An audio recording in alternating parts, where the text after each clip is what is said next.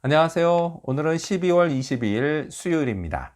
오늘은 빌레몬서 1장 17절에서부터 25절까지를 본문으로 큐티 가이드를 시작하겠습니다. 먼저 오늘 이 본문을 통해 제가 묵상한 하나님은 자원하길 기대하시는 분입니다. 21절 말씀을 읽겠습니다. 나는 내가 순종할 것을 확신함으로 내게 썼노니 내가 내게 말한 것보다 더 행할 줄을 아노라. 아멘.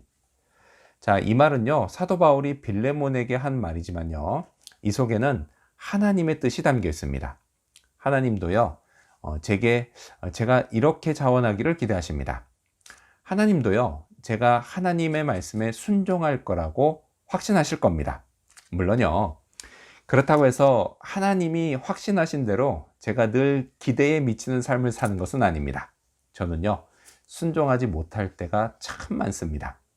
하지만요, 그럼에도 불구하고 저를 향한 하나님의 기대는 늘 한결같습니다. 만일 그렇지 않다면요, 하나님은 당장 제게서 등을 돌리실 것이기 때문입니다. 하지만요, 지금까지 그런 일은 한 번도 일어나지 않았습니다. 언제나 등을 돌린 건 저였습니다. 자, 이런 걸 볼 때요, 하나님은 참 인내심이 많은 분이십니다. 기대에 못 미치는 저를요, 여태껏 참아주셨기 때문입니다.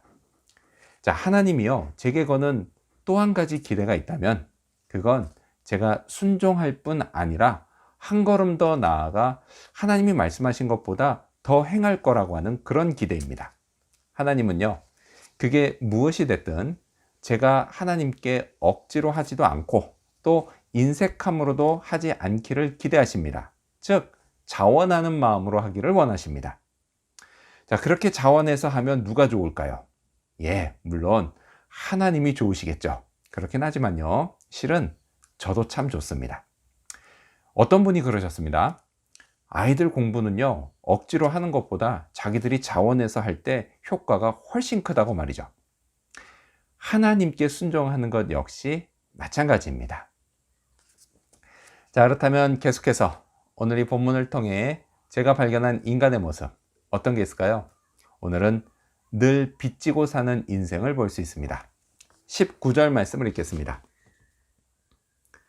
나 바울이 친필로 쓰노니 내가 갚으려니와 내가 이 외에 내 자신이 내게 빚진 것은 내가 말하지 아니하노라.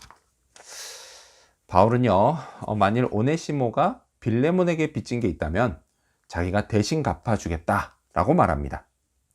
이런 걸 봐도요, 바울은 참 좋은 사람이었습니다. 자, 바울이 어떻게 이런 말을 할 수 있었을까요?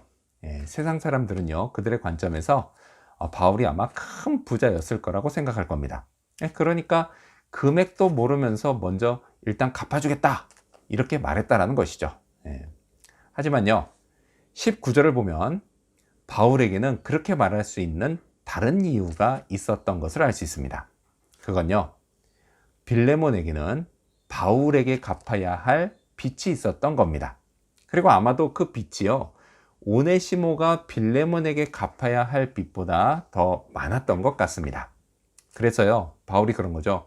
나도 당신에게 그 빚을 갚으라고 하지 않을 테니 당신도 오네시모에게 갚으라고 하지 않았으면 좋겠다, 이런 뜻으로 바울이 말을 합니다. 자, 그 빚이 뭘까요? 그 빚은 다름 아닌 복음의 빚이었습니다.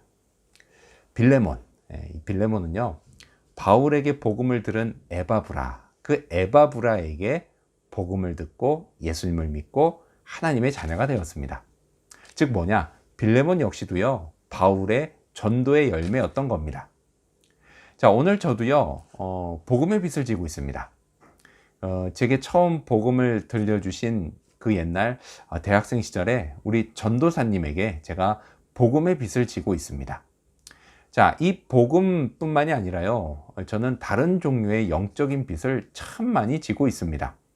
저를 위해서 기도해 주시는 분들에게 빚을 지고 있고요, 또 저와 동역하시는 분들에게도 빚을 지고 있습니다.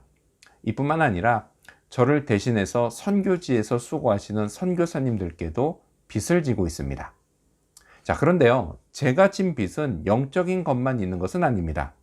물질적인 빚도 있습니다. 물론요, 그렇다고 해서 제가 누구에게 돈을 빚졌다 이런 뜻은 절대 아닙니다. 예. 자, 이게 뭐냐, 이건요, 이제껏 제가 받은 많은 선물들을 뜻합니다. 자, 이 사랑의 빚을 어찌다 갚아야 할지 모르겠습니다.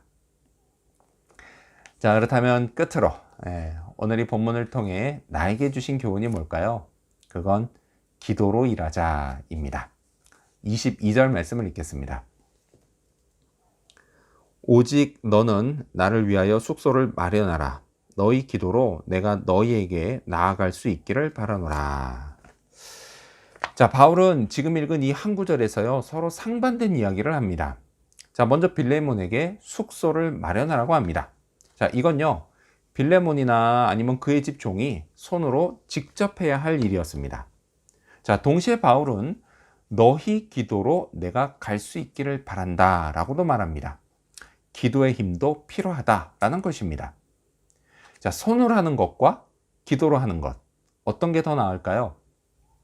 사실요, 이건 썩 좋은 질문이 아닙니다. 왜냐? 손과 기도는 구분할 것이 아니라 함께 같이 가야 할 것이기 때문입니다. 제 손은요, 얼마든지 하나님의 역사에 쓰임받는 도구가 될 수 있습니다. 또한요, 제 기도 역시 하나님이 역사하시는 통로가 됩니다. 자, 그래도요, 사람 생각에 기도하는 것보다는 손으로 하는 게 훨씬 더 빠를 것 같습니다. 그럴 수 있죠. 하지만요, 제 경험에 비춰볼 때 기도가 빠진 그 손은 늘 나쁜 결과로 이어졌습니다. 빠르다고요, 무조건 좋은 게 아닙니다. 반대로 기도는 늘 선한 결과를 낳았습니다. 물론요, 그 순간에는 그렇게 보이지 않을 수도 있지만 하나님의 응답으로 이루어진 결과라면 언젠가 반드시 그 결과가 선하다는 것이 밝혀집니다. 설사 내 기도한 대로, 내가 기대한 대로 되지 않았다 할지라도 말이죠. 역시 기도해야 합니다. 기도로 일해야 합니다. 그런 저를요, 하나님이 축복하십니다. 오늘도요, 그런 하루가 되기를 소망합니다. 기도하겠습니다. 자원하길 기대하시는 하나님, 순종하되 더 순종할 수 있게 하여 주시옵소서. 그리고 영적으로, 물질적으로 늘 빚지고 사는 인생이라는 걸 잊지 않게 해주시고, 그래서 이 많은 사랑의 빚을 갚으며 살아갈 수 있도록 인도하여 주시옵소서. 하나님이 이루어 주실 그 선한 결과, 그것을 기대합니다. 그러하기에 손으로만 일하려 하지 않게 해주시고 기도로 일하게 하여 주시옵소서. 이를 위해 오늘도 기도하는 하루가 되기를 간절히 바라오며 예수님의 이름으로 기도합니다. 아멘.